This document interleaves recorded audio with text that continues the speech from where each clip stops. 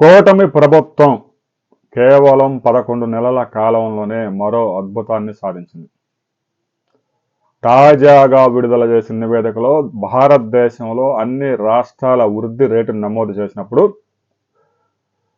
గడిచిన 9-10 నెలల కాలంలో ఆంధ్రప్రదేశ్ భారతదేశంలోనే అత్యధికంగా వేగంగా వృద్ధి సాధించిన రెండో రాష్ట్రంగా నిలిచింది.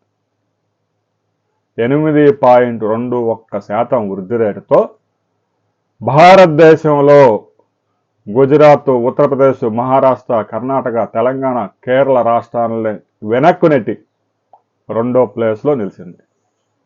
9.29% వృద్ధి రేటుతో తమిళనాడు ఫస్ట్ ప్లేస్లో ఉంది.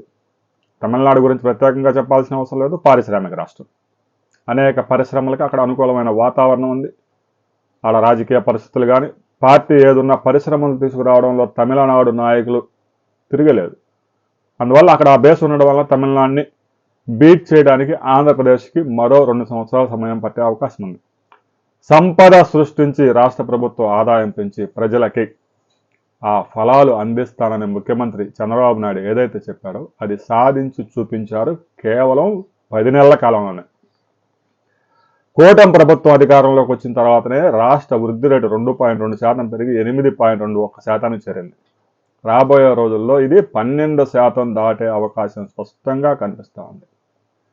స్థిర ధరల ప్రకారం ఒక సంస్థ విడుదల చేసిన నివేదికలో ఆంధ్రప్రదేశ్ వృద్ధి రేట్లు దూసుకుపోతా ఉంది.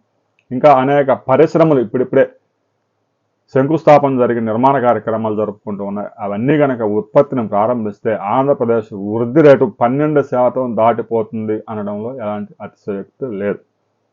కూటమి ప్రభుత్వం ఇదే విధంగా కనుక వృద్ధి రేటు సాధిస్తే రాబోయే రోజుల్లో ఆంధ్రప్రదేశ్ తలసరి ఆదాయం కూడా దేశంలోనే నెంబర్ 1 అయ్యే అవకాశం ఉందని ఆర్థిక విశ్లేషకులు చెప్తా ఉన్నారు. ఇక ఆంధ్రప్రదేశ్లో ఇప్పుడిప్పుడే వస్తున్న 7 లక్షల కోట్ల రూపాయల విలువైన పెట్టుబడులు కూడా ఫోర్స్లోకి వచ్చి ఉత్పత్తి ప్రారంభించి ఉపాధి అవకాశాలు కనుక కల్పిస్తే రాబోయే రోజుల్లో దేశంలో ఏ రాష్ట్రం సాధించిన వృద్ధి రేటు ఆంధ్రప్రదేశ్ సాధిస్తుంది. దీంట్లో ఎలాంటి అతిశయోక్తి లేదు. 20 లక్షల ప్రైవేటు ఉద్యోగాలు కల్పిస్తామన్న కూటమి ప్రభుత్వం ఆశయం రాబోయే 4 సంవత్సరాల్లోనే నెరవేరబోతా ఉంది. ప్రస్తుతం వస్తున్న రిజల్ట్ చూస్తూ ఉంటే ఫలితాలు ఇప్పుడిప్పుడే వస్తూ ఉన్నాయి.